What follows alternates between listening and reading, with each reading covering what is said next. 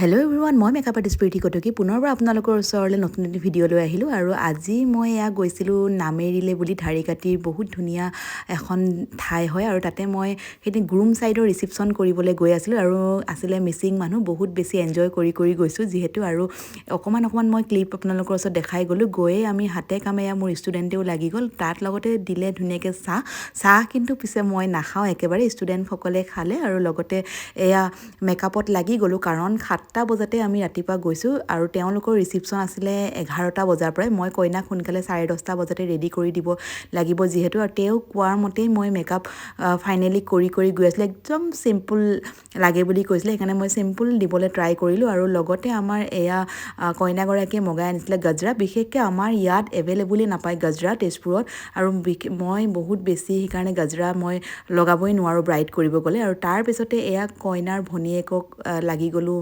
মেকআপৰ কামত, আৰু তেওঁ আচলতে বহুত বেছি মৰম লগা। আৰু কইনাগৰাকীক লাষ্টত আকৌ ফাইনেলি কাপোৰযোৰ এনেকৈ পিন্ধাইছিলে যদিও মোৰ ষ্টুডেণ্টে, মই অকণমান চাই মেলি দিলোঁ। আৰু এইদিনাখন মোৰ লগত সুমিতা, কবিতা, তাৰপিছতে লগতে জাংকী আৰু জুনমণিয়ে বহুত বেছি হেল্প কৰিছিলে।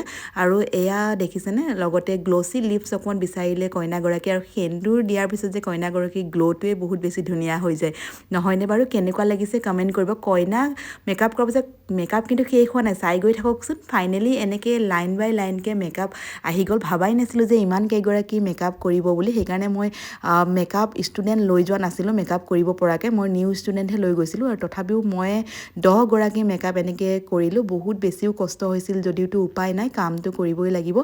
তথাপিতো এনজয় কৰি এনেকৈ মেকআপখিনি কৰি গ'লোঁ। এইটো 7 নম্বৰ, 8 নম্বৰ আৰু আছে, ৰখি আছে লাইনত, আজি 12 বাজি গৈছে।